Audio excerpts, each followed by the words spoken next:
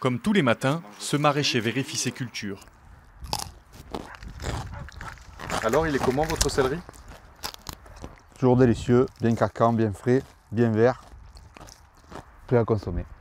Pourtant, son céleri n'arrivera jamais dans nos assiettes. Je vais les broyer et tout perdre. Mais il y a quand même 15 000 plants, hein. 15 000 plants de céleri là, dans le champ. En cause, une directive européenne toute fraîche interdisant l'emploi de cet insecticide, utilisé entre autres pour la culture du céleri.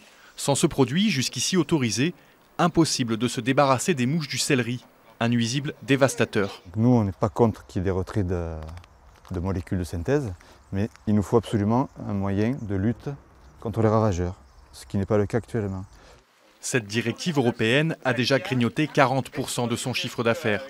Pour faire entendre leur voix, les cultivateurs de céleri se sont réunis et ont décidé d'interpeller les politiques sur la situation. Ça, c'est le journal officiel. C'était 50. C'est quand même un produit corrosif parce que c'est celui qui a le plus... la zone de non-traitement la plus large. Ah non, si les produits sont dangereux, qu'on les retire, moi je veux bien, mais qu'on nous donne quelque chose en face pour travailler.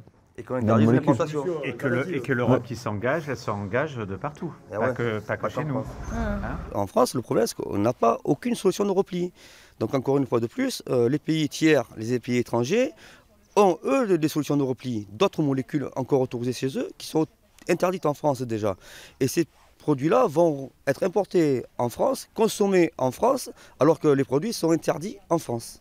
Ces 20 dernières années, plus de 150 molécules ont été retirées du marché français.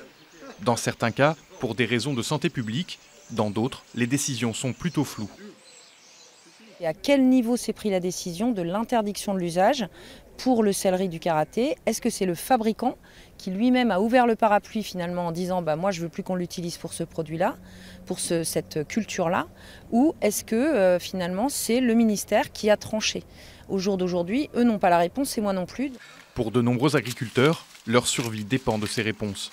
En 10 ans, un quart des exploitations agricoles de la région ont disparu.